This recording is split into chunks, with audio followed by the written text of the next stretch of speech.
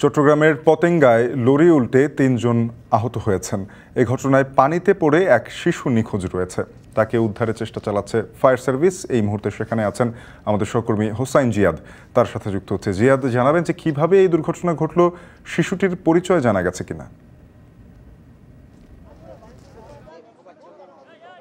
শাফিন, মূলত প্রায় ২.৫ ঘন্টা আগের ঘটনা। রাত ৮:৩০টার দিকে যে লরি, এটি একেবারেই এয়ারপোর্টের মুখে চট্টগ্রামের, এবং এটি পর্যটন এলাকা হিসেবে পরিচিত। এর পাশে হচ্ছে নেভাল এবং পাশেই পতেঙ্গা সমুদ্র সৈকত। বিশেষ করে আজকে যেহেতু ছুটির দিন ছিল, আজকে বিকেলের পর থেকে মূলত পর্যটকের ভিড় ছিল এবং তারাও এখানে মূলত ঘুরতে এসেছিলেন এই এলাকাটিতে।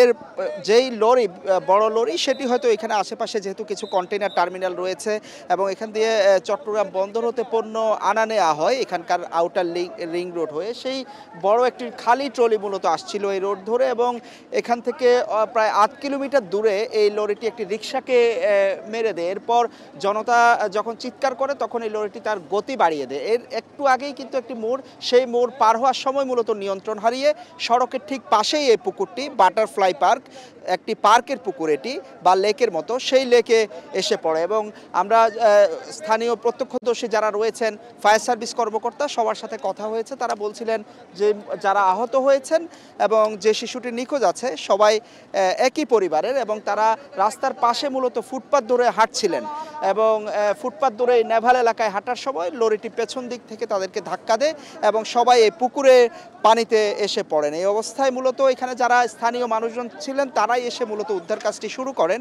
এবং এই ঘটনার পরপরই শিশুটির মা এবং তার একটি ভাই সহ একই পরিবারের ৩ জনকে উদ্ধার করে চট্টগ্রাম মেডিকেল কলেজের হাসপাতালে পাঠানো হয়। এবং আমরা হাসপাতালে কথা বলেছি, তারা বলছিলেন যে একজনের অবস্থা আশঙ্কাজনক, বাকি 2 জন মোটামুটি সুস্থ আছেন। তবে যেটি দুঃখের খবর সেটি হচ্ছে এখন পর্যন্ত প্রায় ২.৫ ঘন্টারও বেশি সময় পার হয়েছে, শিশুটিকে, নিখোঁজ শিশুটিকে আসলে উদ্ধার করা এখনো পর্যন্ত সম্ভব হয়নি। এই মুহূর্তে আমরা দেখছি যে ফায়ার সার্ভিসের উদ্ধার কর্মীরা এসেছেন, 2টি ইউনিট এসেছেন, একই সাথে এখানকার যে ক্রেন রয়েছে, পুলিশের ক্রেন, সেটিও এসেছে, এবং মূলত লরির যে পেছনের অংশটি বড়, সেটি পানি থেকে তুলে নেওয়া হয়েছে। আর পাশের সামনের যে ট্রাকের যেই ইঞ্জিনের অংশ, সেটি কিন্তু পানিতে এখনও ডুবন্ত অবস্থায়, এবং সেটি মূলত উদ্ধারের চেষ্টা করছেন এই মুহূর্তে তারা।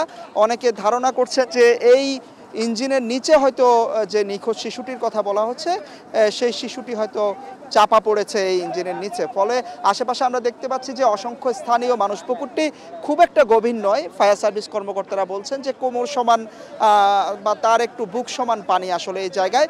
তারা ফলে স্থানীয় মানুষজনের পাশাপাশি এখানে ফায়ার সার্ভিসের কর্মী যারা আছেন তারাও কিন্তু পানিতে অবস্থান করছেন এই মুহূর্তে, এবং তারা আশেপাশে খুঁজে দেখেছেন, এখনো পর্যন্ত শিশুটি নেই। তারা আশঙ্কা করছেন যে এটি চাপা পড়ে আছে হয়তো শিশুটি এই ইঞ্জিনের যে সামনে অথবা নিচে।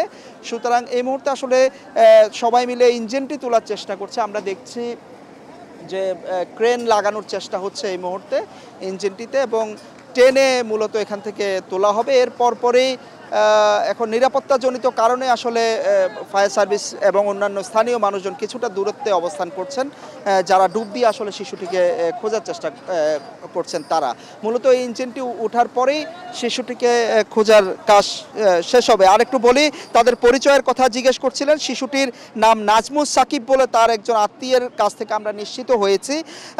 সে 4 বছরের একটি শিশু, এবং বাকি যারা আহত হয়েছেন, একজনের নাম রিঙ্কি বেগম, তার মায়ের নাম, তার শিশুটির বাবার নাম আলমগীর।